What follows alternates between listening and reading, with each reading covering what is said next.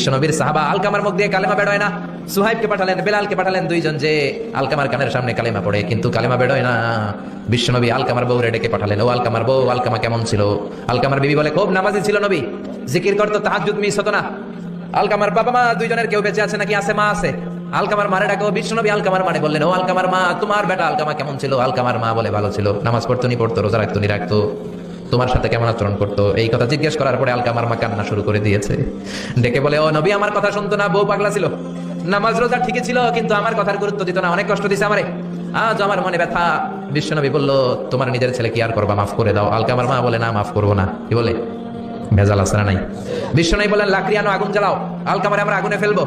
লাকড়ি আনা হলো, দাউ দাউ দাউ দাউ করে আগুন জ্বালানো হলো, সব সাহাবীরা ধরাধরি করে আলকামারে আগুনে ফেলবে। ইন দা মিন টাইম আলকামার মা এসে বিশ্বনবীর পা ধরে বলে, ও নবী, আমার কলিজার টুকরারে আগুনে ফেলবেন না, আমার নারছেরা ধন আলকামা 10 মাস 10 দিন আমি পেটে ধরেছি।